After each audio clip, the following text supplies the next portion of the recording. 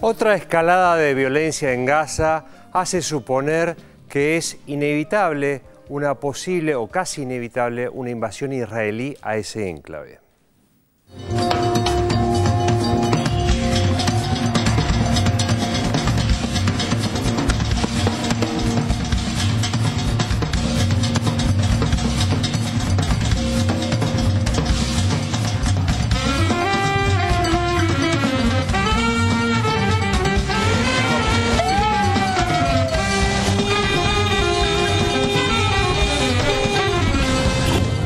El viernes 9 de marzo de 2012 se inició un repetido ciclo de violencia que involucra a israelíes y palestinos, en el que cada vuelta de la espiral justifica a la que le sigue y multiplica su intensidad.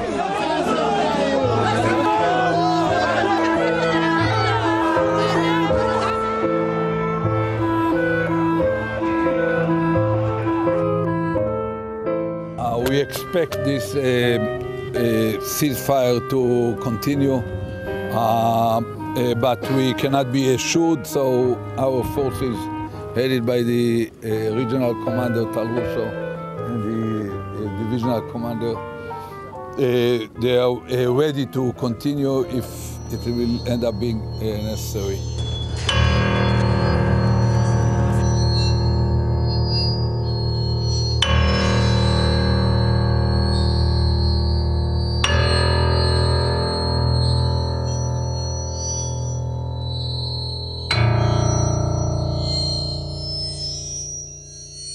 Tal como ocurrió en 2008, Israel lanzó un ataque en Gaza sabiendo perfectamente que suscitaría una inmediata respuesta de las organizaciones palestinas golpeadas, de la única manera en que pueden responder a la formidable maquinaria militar israelí. Disparando cohetes Qassam contra poblaciones del sur de Israel. نحن نقول بوضوح نحن وافقنا على الاتفاق ونحن ملتزمون به ما التزمت به إسرائيل. الاتفاق يقضي بوقف الاغتيالات ووقف القصف الجوي ونحن قلنا إذا التزمت إسرائيل بهذا الاتفاق فنحن ملتزمون. في حال خرقت إسرائيل هذا الاتفاق فهذا يعني أننا سنعود مرة أخرى إلى جولة أخرى من الصراع مع الاحتلال الإسرائيلي. En 2008, la operación estaba concebida para hacer reaccionar a Hamas, la organización político-militar que gobierna la Franja de Gaza desde 2007. El objetivo era justificar así una gigantesca ofensiva contra el enclave que estaba decidida de antemano en una suerte de castigo colectivo contra una población de 1.700.000 personas confinada en ese pequeño territorio por haber promovido en elecciones libres a la combativa e intransigente organización islámica en lugar de los candidatos de Fatah, más permeables a las presiones de Israel y Estados Unidos en la mesa de negociaciones.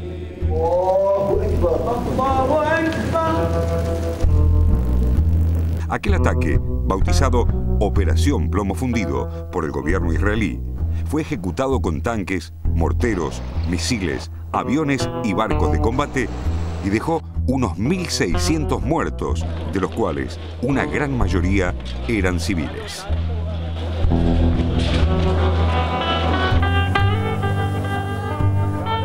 En este tiempo, la posición de Hamas dentro del escenario de las organizaciones políticas y de la resistencia a la ocupación ha cambiado.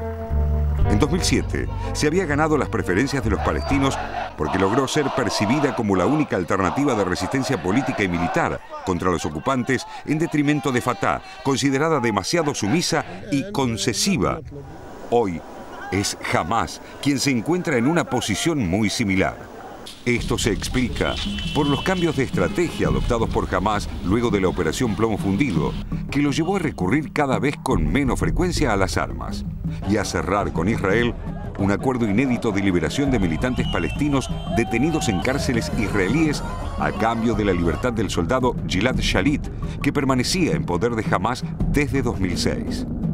Otras organizaciones armadas palestinas agrupadas en los denominados Comités de Resistencia Popular tomaron el lugar de resistencia radical que supo ostentar Hamas contra la ocupación israelí, particularmente la Yihad Islámica. El reciente asesinato selectivo de Suahir Qasi, secretario general de estos comités, en un ataque aéreo israelí, desató la previsible respuesta palestina, que consistió en el lanzamiento de cohetes contra Ashkelon y otras poblaciones cercanas a Gaza. La represalia israelí causó la muerte de otros 25 palestinos y decenas de heridos. La comparación con el escenario de 2008 no es una interpretación, sino que surge de los dichos del propio Benjamín Netanyahu, quien aseguró que las fuerzas de defensa de Israel estaban listas para lanzar un asalto masivo como el de hace 3 años contra Gaza. המסר שלנו ברור. שקט יביא שקט. כל מי שיפר את השקט, או אפילו ינסה להפר אותו, הכוונת שלנו תמצא אותו. Como ocurrió en 2008 con Fatah, Hamas no está hoy en condiciones de evitar que las organizaciones más combativas respondan a los ataques israelíes. La amenaza de que se repita una invasión a la Franja de Gaza debe verse en el contexto de los planes israelíes de lanzar un ataque preventivo contra Irán, aún contra la voluntad de Estados Unidos. En este sentido, neutralizar a las organizaciones palestinas que podrían sumar un riesgo concreto de respuesta en lo que Israel considera su frente interno, podría ser visto como un primer paso para despejar el camino a un ataque a la República Islámica.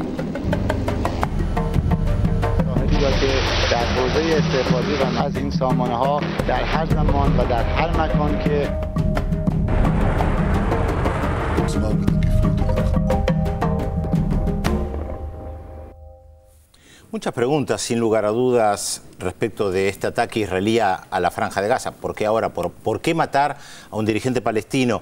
Uno podría decir, y es un poco lo que responden los israelíes, nosotros tenemos una agenda y los vamos a golpear siempre.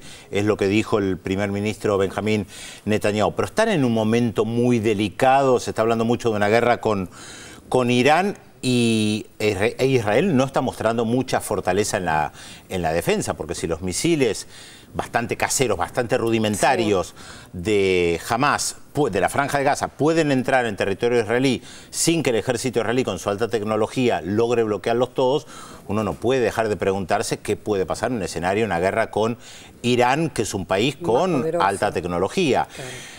¿Tiene que ver con esto? ¿Tiene que ver con las disputas internas que hay entre los palestinos para tratar otra vez de desunir a Fatah por un lado y Hamas por el otro, dado que ellos intentan todo el tiempo llegar a un acuerdo de unidad nacional y que Israel está en contra porque dice que no hay ningún tipo de negociación con Hamas? Creo que son más preguntas que respuestas. Yo por lo menos tengo más preguntas que respuestas. Yo creo, bueno, dos cosas en relación a lo que decías de la diferencia en cuanto a poder. Vos sabés que yo estuve por lo menos 2 o 3 veces en Gaza y vi digamos, el diámetro, el cráter que dejaba un Qassam, uno de estos cohetes, lo llaman ellos, misiles caseros que tira los palestinos. Y después, durante la noche, cuando estaba en el hotel de Gaza, escuchábamos el misil de verdad que llegaba de parte de Israel y a la mañana siguiente veíamos todo un edificio destruido. Es decir, la diferencia del potencial de armas de uno y otro realmente es increíblemente diferente. Eso está claro, ¿no? Se mostraba en el informe, tanques, aviones, alta tecnología, eso está claro. Por eso lo que vos decías, de incluso la dificultad que tienen ahora en interceptar. En relación a por qué ahora, yo creo que sí. Me parece que desde que en septiembre pasado Mahmoud Abbas planteó el Estado palestino con un amplio respaldo internacional y poco después Hamas, en lugar de oponerse, se fue acercando, y de hecho la semana próxima hay una reunión entre Hamas y Al-Fatah. Me parece que esto es lo que más perturba a Israel, digamos, modifica sus planes, y me parece que esta actitud provocadora en parte tiene que ver con eso. Con y elecciones en mayo.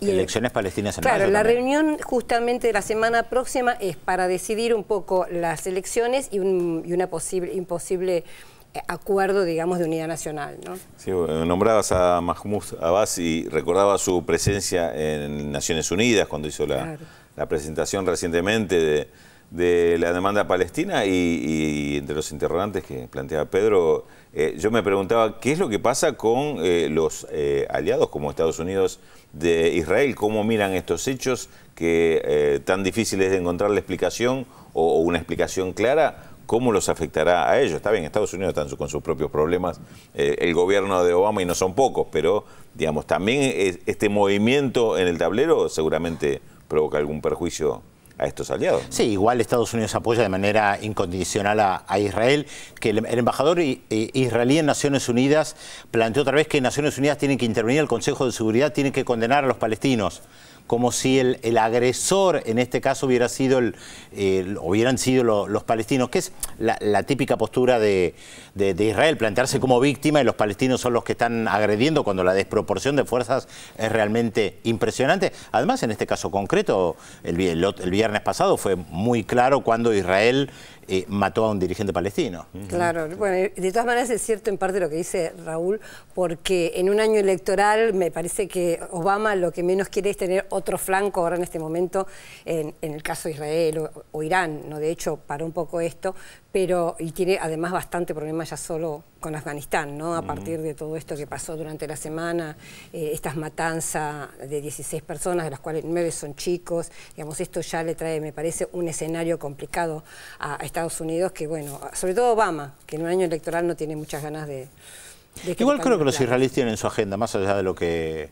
De cuál sea la agenda para Barack Obama, ellos tienen su agenda y por lo que en más de una oportunidad hemos conversado, por lo que han planteado ustedes cuando trabajamos estos informes, toman sus propias decisiones sin demasiada consulta.